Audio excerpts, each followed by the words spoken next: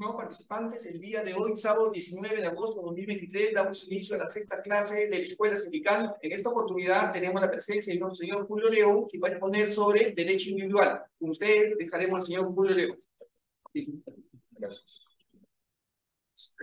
Bueno, comienzo agradeciendo a los organizadores del evento por la invitación y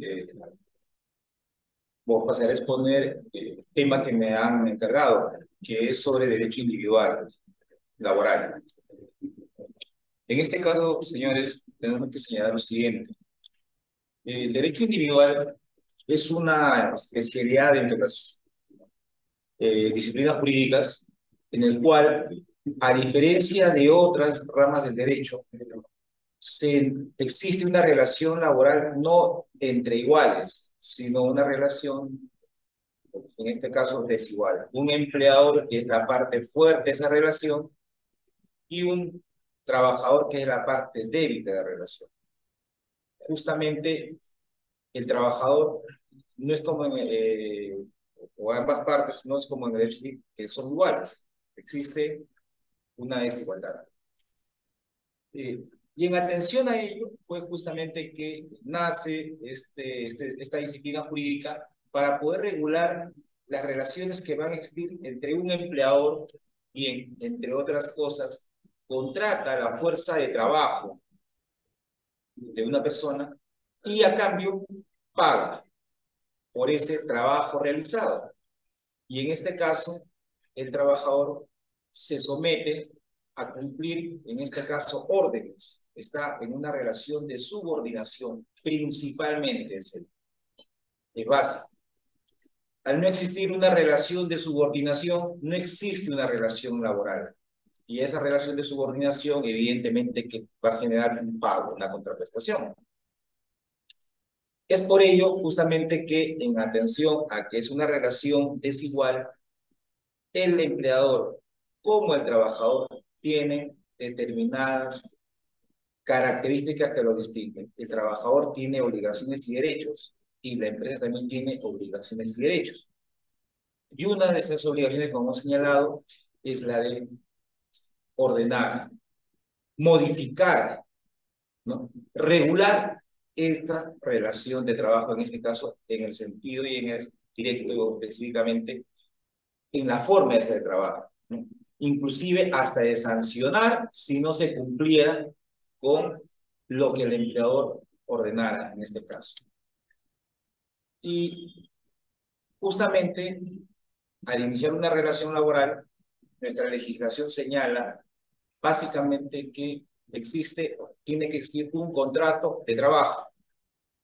Este contrato de trabajo, pues, podrá ser temporal, podrá ser a plazo indeterminado. Pero la regla en este caso en el derecho laboral peruano es que los contratos de trabajo son todos a plazo indeterminado. Eso es lo ordinario. Lo extraordinario es que sean temporales, es decir, que se cumplan un determinado periodo y, finalizado ese periodo, cesa la relación laboral. Ahora bien, la norma también establece que para que exista este contrato temporal, tiene que haber causas objetivas. Causas objetivas, que lo podemos ver pues en el Decreto Supremo 003-97-TR, en sus artículos 57, 56, 57, 58. En este espacio de la norma podemos encontrar diversos tipos de contratos. Contratos por necesidad de mercado, contratos por inicio o incremento de actividad, contratos de suplencia, de temporada, en fin. Si mal no recuerdo, 7 modalidades de contratos temporales. Cada uno tiene una motivación de ser, justamente la causa objetiva que motiva esa contratación va a ser que este contrato sea válido, y si no tuviese esa causa objetiva, pues sería esa relación laboral estaría desnaturalizada, o ese contrato desnaturalizado que diga, y la temporalidad deja de ser tal y el trabajador adquiere la calidad de un trabajador con contrato a plazo indeterminado. Bien. Entonces, señalábamos que existen los contratos a plazo indeterminado, en este caso es el contrato ordinario que debe firmarse, y excepcionalmente se contrata de manera temporal. Los contratos, en este caso a plazo indeterminado, puede ser por escrito o verbal. Y en este caso, el contrato temporal siempre tendrá que ser por escrito. Ahora bien, en este caso, pues, iniciada la relación laboral, la norma establece que el empleador puede contratar, ¿no?, por un periodo de prueba de 90 días, 3 meses. Y al día siguiente, esos 3 meses, ya estaría el trabajador protegido contra el despido arbitrario. En ese periodo de 3 meses no existe protección, aunque es discutible. Pero en este periodo de prueba, el empleador va a observar si el trabajador, en este caso, cumple con las expectativas que él tiene para el puesto de trabajo. Pero también ya está establecido que el trabajador también en esos 90 días puede también, dentro de esos 90 días, también darse cuenta, ver, observar que ese trabajo le agrada, le gusta, se siente cómodo. Porque también, así como el empleador en este periodo puede a los 10 días, a los 2 meses, 2 meses y medio, cortar la relación laboral, ya cesarlo, sin motivar el motivo, sin señalar el motivo, la motivación, el trabajador también puede retirarse. Es para ambos. Y, como lo señalamos, después de 3 meses y un día ya tiene protección contra el despido arbitrario. Ahora bien, señalaba que es discutible porque ya veíamos el tema de que si este contrato de trabajo no tiene la causa objetiva válida, estaría desnaturalizándose y tendría un contrato indeterminado. Para muchos jueces es discutible porque dicen que el periodo de prueba es absoluto y por lo tanto no estaría ajeno a la desnaturalización. Y más aún a que tenga un contrato indeterminado, que para muchos jueces, como hemos señalado, es discutible, para otros no. Pero la norma establece a favor del empleador el periodo de prueba como manera absoluta de, bajo ningún motivo, se puede lograr, aún estando desnaturalizado el contrato, un contrato determinado, que justamente son los efectos al declarar una desnaturalización. Bien, el trabajador supera el periodo de prueba y obviamente que antes del periodo de prueba tiene que pasar por una evaluación, ¿no?, antes de iniciar la relación laboral. Y una evaluación básica es el tema de si está en la capacidad, en este caso, de poder cumplir con esas funciones que le van a ser encomendadas. Pasa por un examen médico, ¿no?, una evaluación médica, y inicia sus labores, entre otras evaluaciones, ¿no? Superó el periodo de prueba y el trabajador está sujeto, desde que inició, obviamente, y aún más después que superó el periodo de prueba, al tema de obligaciones y deberes.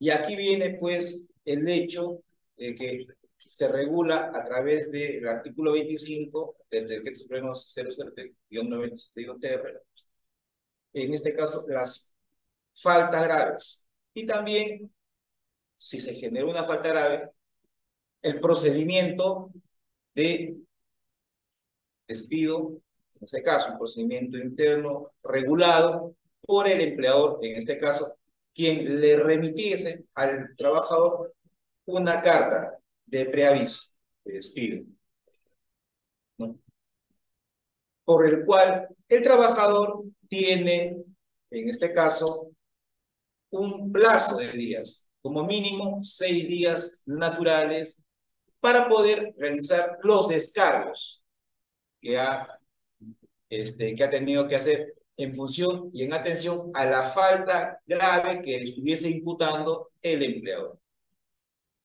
Y el empleador, recibido el descargo, procede a tomar una decisión. Si sanciona con el despido o sanciona con alguna otra medida disciplinaria, ¿no? Puede ser suspensión, amonestación, la sanción más fuerte y que cortaría la relación laboral es el despido. Entonces, no siempre será así.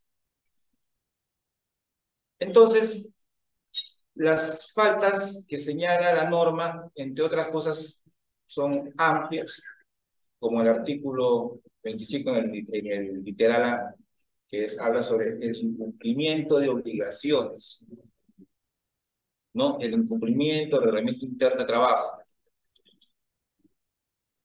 Es amplio porque regula todo momento de actividad, en este caso, del empleador, del trabajador, en todo momento. Y otras que son específicas. Por ejemplo, en este caso, venir bajo el efecto o habiendo consumido bebidas alcohólicas o el efecto de sustancias psicotrópicas, drogas, ¿no? Sustraer bienes de la empresa,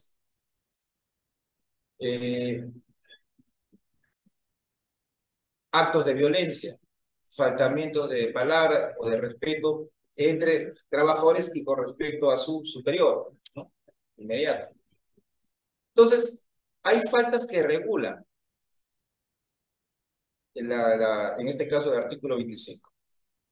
Y sobre ellas es que el empleador va a sancionar si se cometiera el trabajador.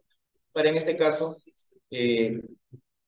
asumir esa otra facultad que tiene el empleador de sancionar. Además de ordenar, de dar órdenes, si es una subordinación, también de sancionar.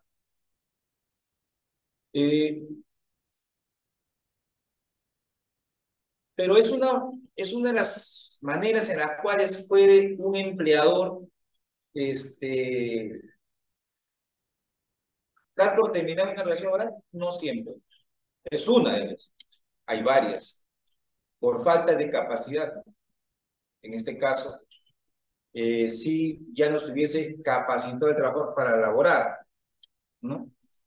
Y ahí sí también genera una falta, y por lo cual el empleador estaría en su derecho de dar por terminada la relación laboral.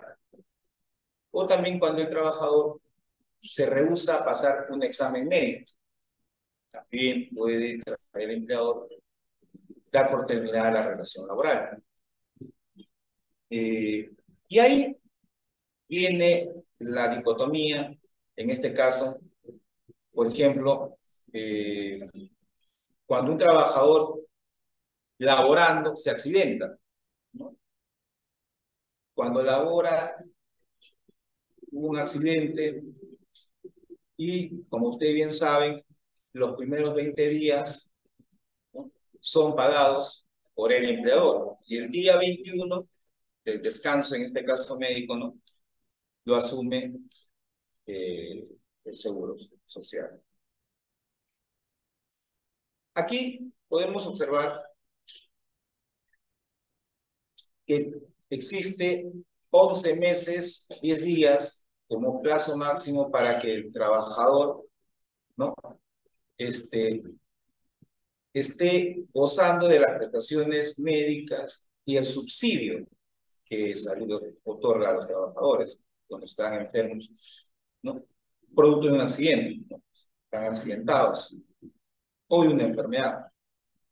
Y aquí viene el tema de que si se prolongara, la norma le otorga al empleador la posibilidad de poder, en este caso, solicitar una evaluación médica en este caso, una comisión médica evaluadora, para determinar si este trabajador va a continuar laborando o no.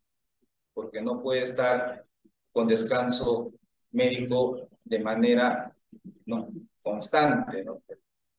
Entonces, justamente aquí es donde las comisiones médicas evaluadoras toman primero una evaluación, son 3 médicos, y van a determinar la incapacidad, si fue por un accidente en este caso, y dependiendo del porcentaje, se decidirá si el trabajador se jubila o tiene una indemnización por única vez o goza de el beneficio de la renta vitalicia. ¿De qué dependerá? Del porcentaje de incapacidad que la Comisión Médica Evaluadora determine. Ahora bien, en este caso, el porcentaje para la jubilación es de 66.6%. Superior a ellos, ya un trabajador es, en este caso, jubilado y cesa la relación laboral también. Otra forma de cesar la relación laboral es por renuncia. Tomando en cuenta lo que se ha señalado, tenemos que también ver qué pasaría en los contratos cuando se firma un contrato temporal. Como hablábamos, se desnaturaliza. Alguien dirá, ¿pero qué es una desnaturalización? La norma establece, en su artículo 4, que los contratos temporales tienen que tener una causa objetiva válida. Por ejemplo, causa objetiva válida en función a la naturaleza del contrato. Hablemos de los contratos, saquemos 2 o 1 de acá. Sacamos el contrato por incremento o inicio de actividad. Por ejemplo, cuando se habla de un contrato por inicio, es que va a iniciar una actividad o va a incrementar la que ya venía haciendo. Por lo tanto, la pregunta sería, ¿quién hace el inicio o quién hace el incremento? En este caso, sería el propio empleador quien decide, ¿no?, iniciar una nueva actividad. Se me ocurre, realizaba fabricación de teléfonos y ahora se va a ir a otra nueva actividad. Fabricar, se me ocurre, zapatos. O va a incrementar lo que venía produciendo, digamos, en su capacidad máxima en ese momento era de 100, y va a aumentar a 150. En ambas situaciones, es el empleador quien decide el inicio o el incremento. Por lo tanto, no lo podría hacer el trabajador. No puede, definitivamente, porque no decide el manejo de la empresa. Entonces, pero sacamos un contrato ahora de incremento de necesidades de mercado. Y el contrato por necesidades de mercado tiene una característica que justamente señala de que producto de las condiciones del mercado, que son ajenas al empleador, va a contratar. ¿Dónde está la diferencia? El inicio o incremento de actividad solo lo decide el empleador y decide cuánto va a incrementar o qué actividad va a iniciar. Y en función a eso decide cuántos equipos, cuántas maquinarias, cuántos trabajadores va a necesitar, cuánta materia prima va a necesitar para ese inicio o para ese incremento. Y la norma le dice, tienes como plazo máximo para contratar bajo la modalidad de inicio o de incremento 3 años. Es entre comillas, un periodo de prueba o un periodo de espera que la norma le otorga al empleador por iniciar esa nueva actividad o por incrementarla, porque en el incremento o en el inicio existe un riesgo y puede ser que esa nueva actividad no funcione, no progrese, no evolucione esa empresa y tenga que cerrar esa nueva actividad. Ya no voy a dedicarme a vender zapatos porque definitivamente no me va bien y sigo fabricando televisores. Entonces, esos trabajadores que han sido contratados por ese incremento o por esa nueva actividad son cesados. Y no habría la posibilidad de que esos trabajadores puedan demostrar que existe una desnaturalización. Y en la necesidad de mercado es diferente. Se me ocurre por ahí una necesidad de mercado. Todos los años sucede el fenómeno del niño. Existen lluvias, ¿no? Las lluvias son fuertes o por ahí, ¿no? Esta lluvia fue tan fuerte que destruyó, inundó varias casas, o un terremoto y, no, Dios no quiera, ¿no? Pero sucede, va a haber derrumbe de casas, y una empresa concretera, o eso que fabrican cemento, van a, digamos, van a tener que asumir, como por ejemplo pasó en Pisco, que hubo terremoto, ¿no? Entonces, si esa empresa venía fabricando normalmente, si hubiese pasado ningún desastre natural, 100 toneladas de cemento, por esa situación va a tener que fabricar más. No lo decidió el empleador, fue el mercado. Él nunca decidió ello, pero se vio obligado a tener que aumentar su capacidad temporalmente hasta cubrir y poder reconstruir esa ciudad.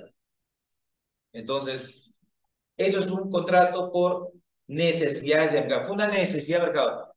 Le da hasta 5 años. Hasta 5 años, a diferencia del contrato por incremento o inicio de nueva actividad. Entonces, vamos a poder observar que existen dos situaciones particulares. En el incremento, como se lo es el empleador, y en el necesidad de mercado es el mercado.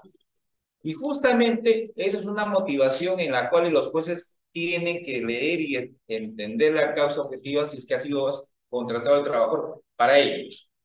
Porque si yo señalo que debido al incremento de mis clientes, contrato al trabajador por incremento de actividad.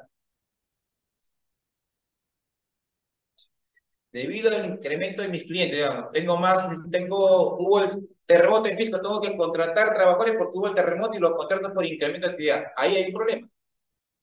Porque el empleador no decidió. Si no decide y es el mercado, el contrato debería ser por necesidades del mercado.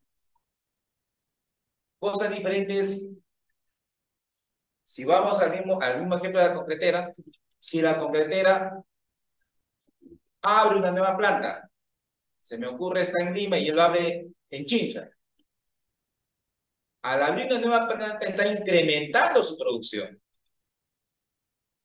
¿no? O en su defecto está iniciando una nueva actividad, no, está iniciando una actividad conocida, pero en otro sitio, en otro lugar, ya no en Lima, sino fuera de Lima.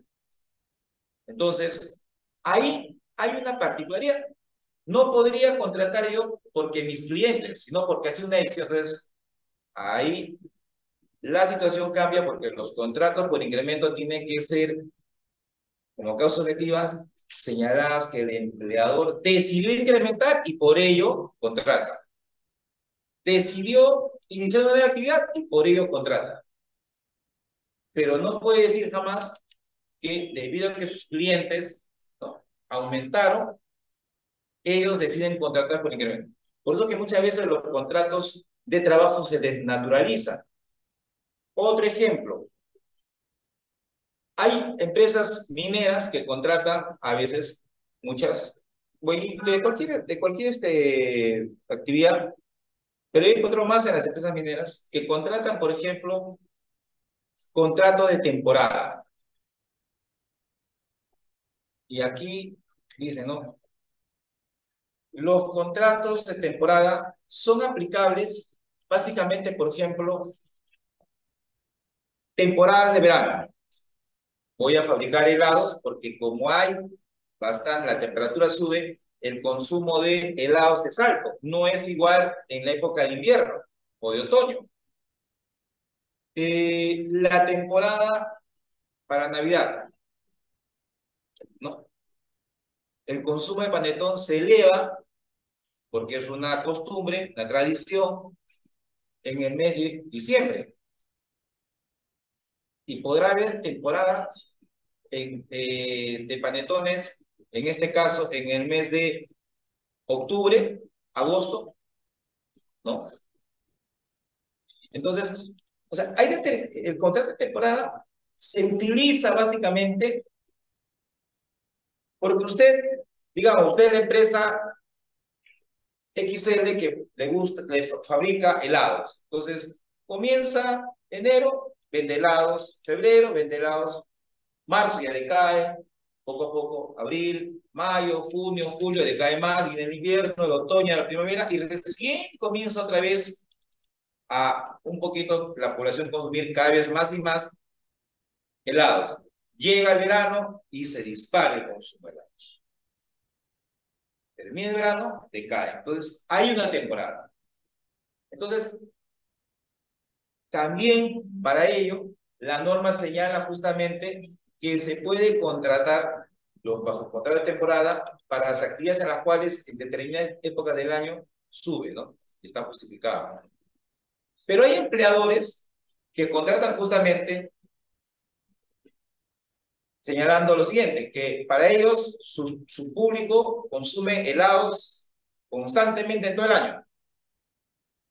No solamente en verano, sino en la temporada de verano, sino en todo, en otoño, en invierno y primavera. Y justamente contratan bajo esa modalidad, y esa modalidad se desnaturaliza. ¿Por qué? Porque es evidente que no va a haber consumo de helados alto, no indica que no exista consumo, sí existe, pero es mínimo, no, es bajo, es menor, en el invierno. ¿No? Porque la gente no consume por una simple y sencilla razón, no muchos, porque se enfermarían, se agripan, ¿no? Entonces no consumen cosas heladas, más bien lo que buscan es consumir cosas tibias a calientes. Entonces, por ejemplo, ahí, si lo contrataran por temporada de helados en el mes, se me ocurre, de junio, el contrato estaría desnaturalizado porque era para producción de helados por temporada. Aunque algunos empleadores tienen por así decirlo, la justificación, es decir, que están estoqueándose en el mes de marzo, abril, mayo, junio, julio hasta noviembre para tener el volumen que desean en enero. Por lo tanto, indirectamente están justificando el por qué contratarían por temporada en una época que no es de temporada. Sin embargo, la norma establece claramente que tiene que estar justificada y esos contratos también se desnaturalizan. Y en este caso, la norma sanciona al empleador que no logra justificar, o sea, no tiene causa objetiva válida con asumir a esos trabajadores con el contrato ya a plazo indeterminado, ¿no? Y en este caso se desnaturaliza porque existe un fraude o una simulación en la contratación. Entonces la sanción para el empleador es, en este caso, que ese trabajador pase su planilla con contrato a plazo indeterminado. Como señalábamos al inicio, ¿no? La norma, lo ordinario de la norma laboral peruana es que exige que los contratos deben ser a plazo indeterminado. Excepcionalmente, podrás contratar de manera temporal, pero con la causa objetiva válida. De ahí que muchos trabajadores deberían de tener como libro de cabecera la 003, para que puedan ustedes, al hacer una lectura, porque es una lectura simple de 2 o 3 líneas, de cada modalidad y lo describe cómo deben ser los contratos. Y usted podrá observar si su contrato, si no trabaja con un contrato temporal, está desnaturalizado o no, y puede consultar con un abogado. Tenemos que tomar en cuenta también que a veces, en este caso el trabajador ya cumple su labor y van pasando los días y este trabajador llega a cumplir un año. Entonces el trabajador, digamos, comenzó en el mes de enero, no, vamos a decir mejor, comenzó en abril.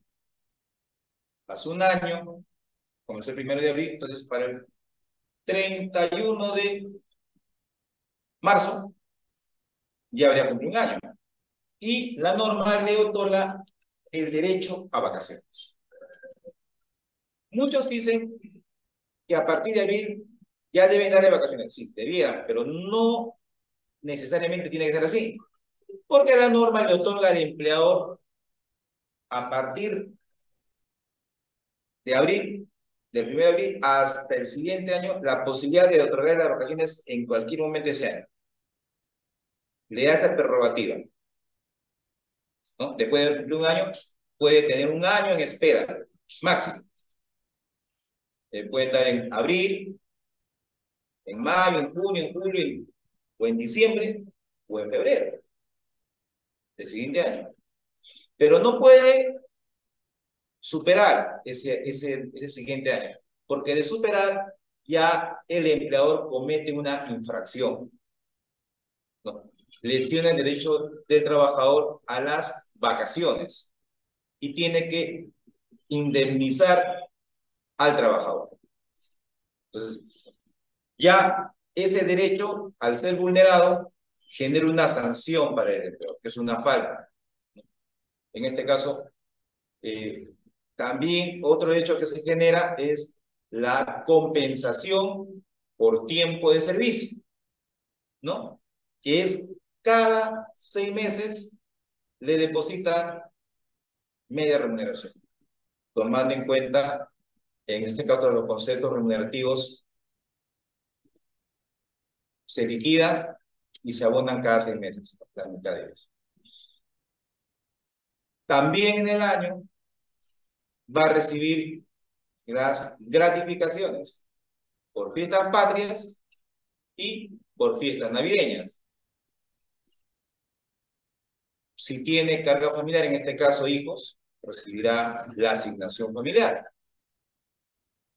Básicamente, cuando se habla de beneficios sociales, estamos hablando de vacaciones, gratificaciones, las CTs. Esas son, en este caso, los beneficios sociales que se liquidan cuando un trabajador cesa en su relación laboral.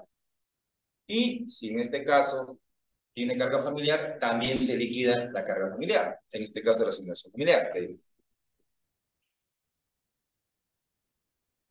Tenemos que comprender que en este caso ya el trabajador, ya mirándolo desde otro punto de vista, si bien es cierto hay derechos, pero la política laboral de nuestro país es una política laboral un tanto dura contra el propio trabajador. ¿Por qué? Hay un antes de Fujimori y un después de Fujimori. Cuando hablamos de los contratos, señalamos que había un contrato por necesidad de mercado que se podría contratar hasta 5 años. En esos 5 años el trabajador está supeditado que le renueven y tiene que esperar 5 años para que después de 5 años y un día asume el tema o asume la condición de trabajador a plazo indeterminado. Antes de que llegara Fujimori, el trabajador era estable o tenía contrato terminado a los superado el periodo de prueba, los 3 meses. Ahí, por ejemplo, es una política laboral de flexibilidad, o yo digo que es ya abusiva. ¿Por qué? Porque toda persona, y el trabajador es una persona, tienen derecho a la dignidad. ¿Cómo se puede tener un trabajador esperando 5 años para ver si se queda con un contrato bien terminado con ese empleo? Porque en 5 años pueden pasar muchas cosas. Muchas cosas.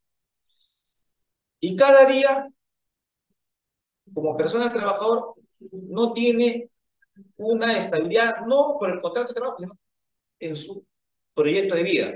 Porque no puede un trabajador decir, ¿qué voy a hacer? Tengo que esperar a ser estable para más o menos poder ya proyectarme. Entonces, y eso genera un problema, que muchas veces los trabajadores tengan que soportar, en este caso, que se vulneren sus derechos. A veces no les pagan sus gratificaciones, a veces no los ponen en planilla con la esperanza de que el empleador no les quite trabajo, ¿no? O soportan el tema de hacer las horas extras, el apoyo, ponte en la camiseta, ¿no? Por eso inclusive el término que sacaron, que ya no, que desconocen al trabajador y lo nombran, o les, ahora le etiquetan de colaborador, ¿no? O sea, empleador y trabajador son uno solo, ponen el hombro. Es así.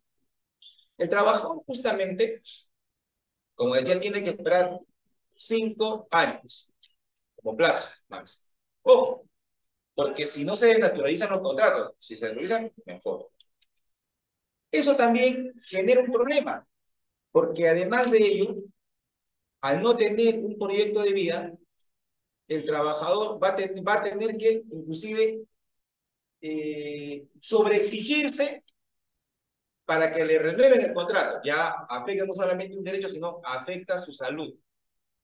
La salud del trabajador se va a afectar, poco a poco se va a resquebrajar. Y a veces hasta compiten entre ellos, hacen competir con la famosa competitividad. Y justamente eso es lo que decía Fujimori. Tenemos un estado elefantiásico. Muchas personas, no hay productividad. Y así como estamos en el estado, así también está la actividad privada. Y los empresarios, oído la música,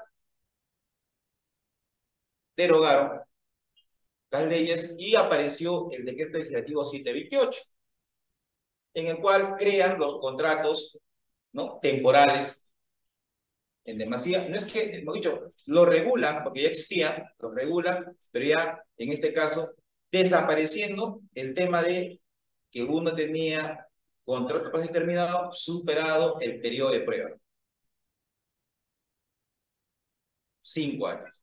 Entonces, es una condición muy dura y desalienta, entre otras cosas, también hasta la sindicalización, ¿no? No hay proyecto de vida, mina la salud del trabajador, ¿no?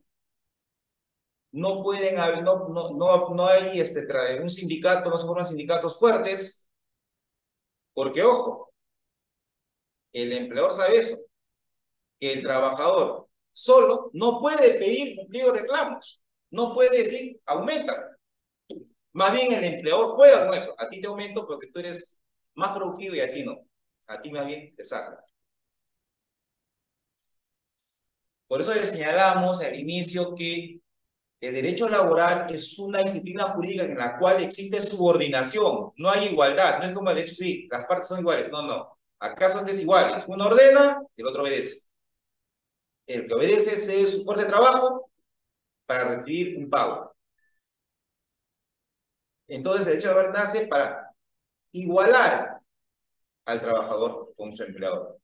Y esa manera de igualar se da en el otro derecho que forma parte de ello, que es el derecho colectivo de trabajo, para que por intermedio de un pliego de reclamos que le presenta a su empleador, pueda solicitar, entre otras cosas, mejoras remunerativas, mejoras en la condición de trabajo, porque la norma señala que los convenios colectivos son ley entre las partes. Entonces, en este caso, o que ya tienen fuerza vinculante, porque esa ley entre las partes será con el tipo de legislación. Entonces, eso de los contratos temporales evita que un empleador de por sí pueda generar pues mejoras porque sencillamente está sometido al empleador. Bien, señores, yo me despido, espero haber podido aclarar algunas dudas que me habían señalado los organizadores que se deberían poner en énfasis, y conmigo será hasta una nueva oportunidad. Eso es todo. Muchas gracias. Los señores participantes, si tienen alguna pregunta, pueden formularla, por favor.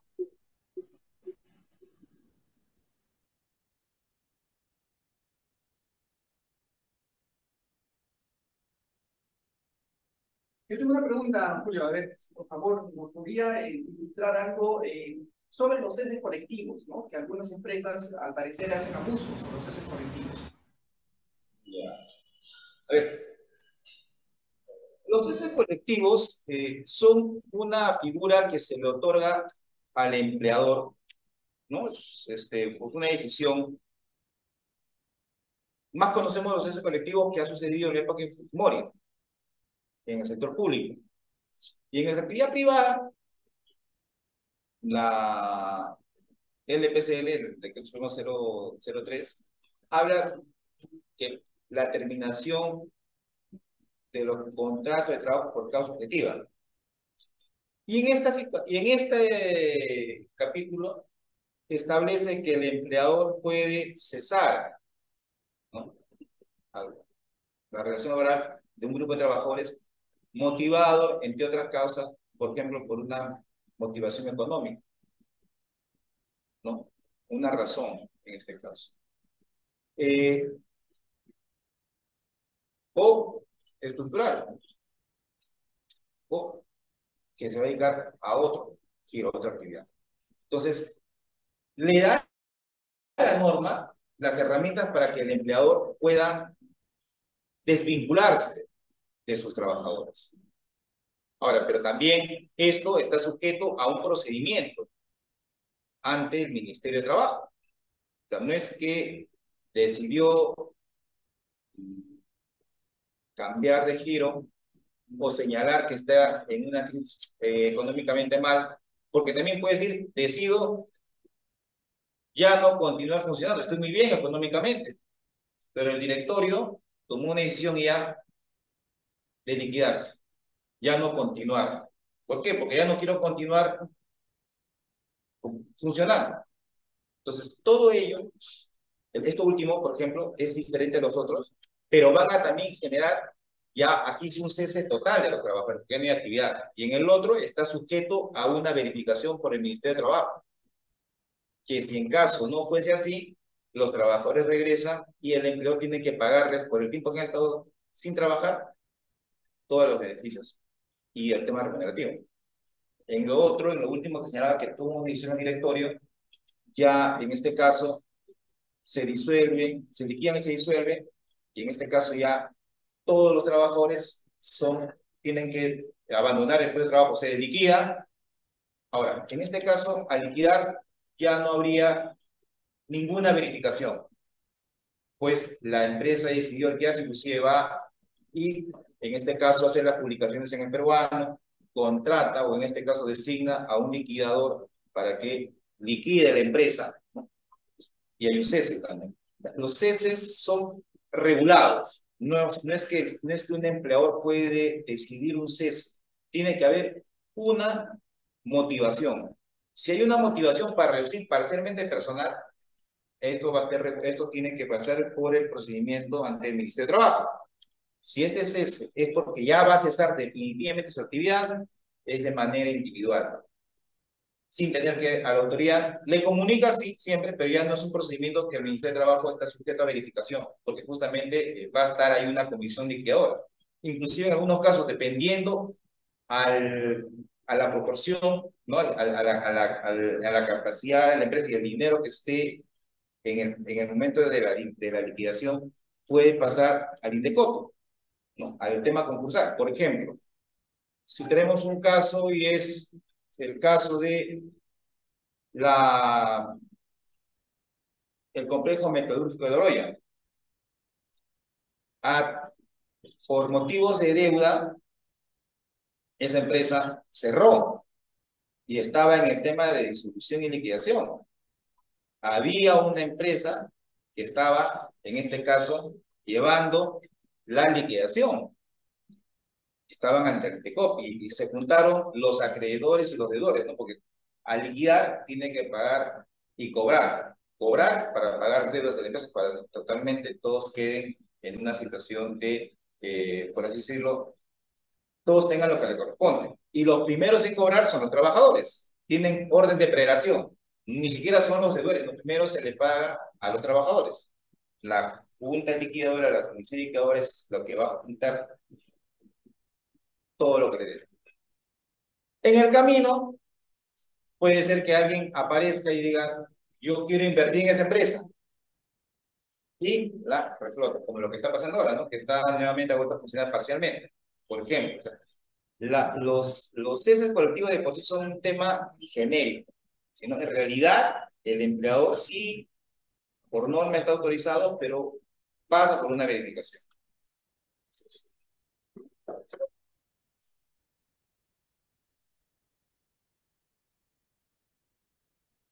Bien, señores participantes, no habiendo más preguntas, vamos a dar por culminado la primera ponencia a cargo del señor Julio. Tenemos a continuación la siguiente clase con el profesor Anderson Pareja sobre las prácticas finales de oratoria. Y damos un buen aplauso al señor Julio León.